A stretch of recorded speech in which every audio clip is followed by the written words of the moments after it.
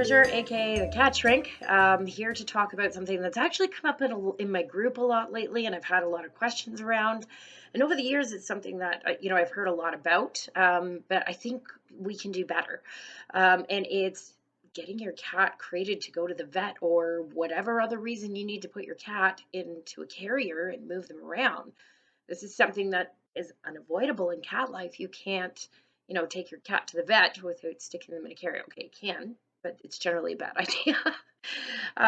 And this is something that people struggle with. It turns into like that classic cartoon Garfield, like trying to get the cat into the crate, and the cat goes in stress, and the person goes in stress, and that kind of creates a whole environment of stress that actually adds to any stress that's already going to come from going to the vet or being moved around or whatever. So there's ways that we can prepare. I think we can do better. This is something that in the dog world, they do crate training for dogs all the time, and it's really commonly accepted, and it's something that is kind of commonplace and expected. But with cats, seems like there's no real expectation around training or any of that. It's more, turns into those nightmare scenarios that are butt of jokes for cat owners.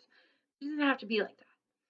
So for myself, what I like to do is be prepared.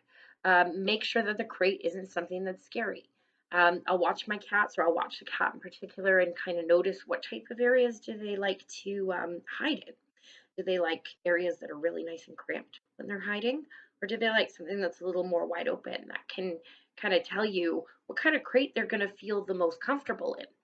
And of course, you need to make sure that whatever carrier they have is long enough for their body. This is sometimes a mistake. People get carriers that are a little too small. So it's a further discomfort that makes the cat associate that carrier kind of with not good things. And what we want to do is make them feel like that carrier is somewhere safe and somewhere really positive to be.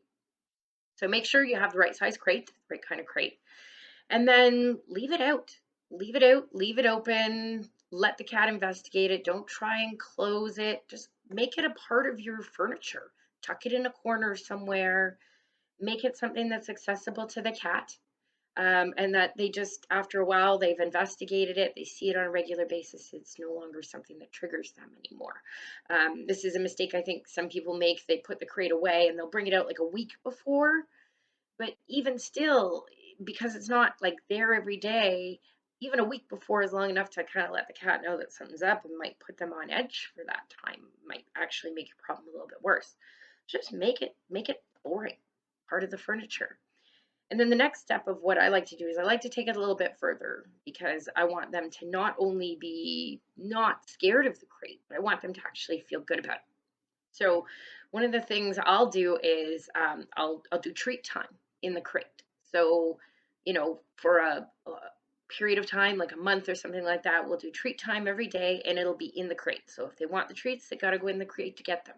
No pressure, nothing else. No trying to push them in or force them in. Just leave the treats there. They'll go in and get them. At that point, the crate's comfortable enough to them. It's not something scary. If you want to accelerate the process even more, you can start feeding them in the crate.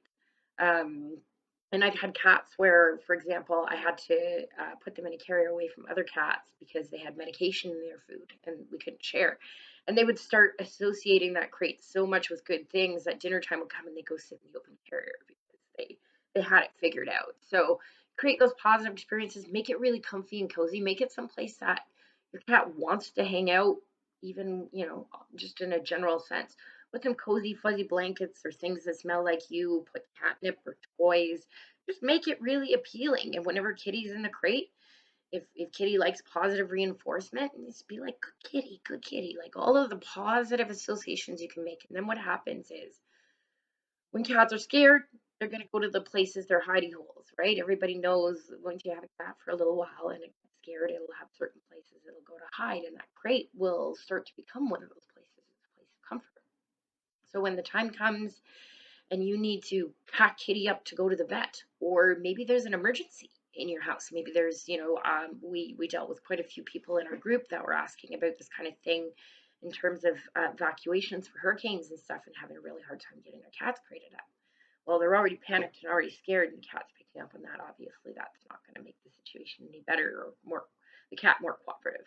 So having the cat comfortable with, being kind of, in the crate, having that be a safe space no matter what's going on will definitely make it easier in those types of situations too. Or if you're moving, it doesn't matter what the reasons are. It shouldn't be a nightmare to get your cat into a carrier. So just leaving it around, making it a focus of some positive activities, making it a really comfortable, safe place. And then suddenly you'll find your visits to the vet and all of that are easy to get the cat in. And when the cat's at the vet, add a bonus, that crate is a safe place for them. So even though they're stressed out about the visit, they're going to be less stressed overall because they're going right back into a carrier that to them in their head is safe space. So it's not rocket science, it's not really difficult, but it is something that potentially can save you a lot of frustration and a lot of potential physical injury. It will save your cat a lot of stress, and someday it might actually save your cat's life. The ability to get your cat into a crate and do so in an orderly manner, you just never know when it's necessary to be able to move a cat like that. Anyway, I hope you've enjoyed hearing what I have to say. And if you have any questions, I encourage people to reach out to me. Thank you so much for your time. Have a great day.